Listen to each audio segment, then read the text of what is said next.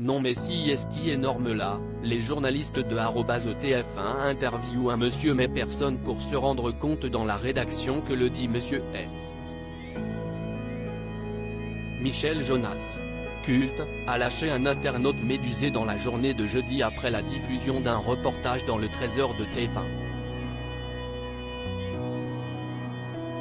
Car en effet, la personne interrogée par une journaliste n'était autre que le grand chanteur de 76 ans, lequel est complètement passé incognito alors qu'il tentait de faire le plein d'essence pour sa voiture dans une station du Val-de-Marne.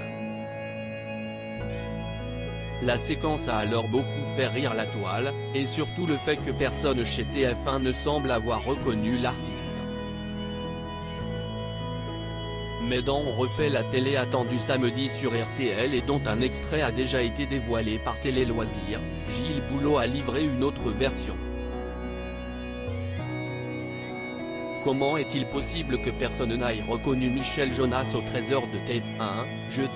Vous avez eu une explication à ce qui s'est passé? A demandé le journaliste Éric Dussart. Et pour le présentateur de la Une de répondre, mais on l'a reconnu. Moi je regardais le 13h.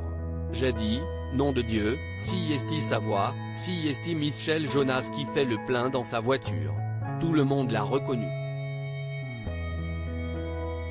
Lui ne s'est pas présenté en disant qu'il était Michel Jonas d'après Gilles Boulot, faire un aparté sur Michel Jonas ne se prêtait simplement pas à la situation du direct. La jeune journaliste qui a fait le sujet, elle était dans le rush. Elle a fait l'interview mais lui ne s'est pas présenté en disant qu'il était Michel Jonas.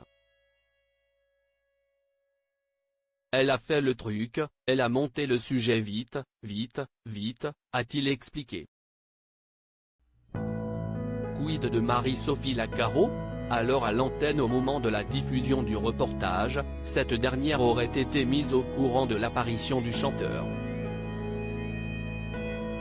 Le rédacteur en chef du 13h, Romain Hussenot, dit dans l'oreillette de Marie-Sophie Lacaro, qu'il n'avait pas eu le temps de voir le sujet. Tu vas voir, si est incroyable, le dernier gars qui parle, si est Michel Jonas, a rapporté Gilles Boulot.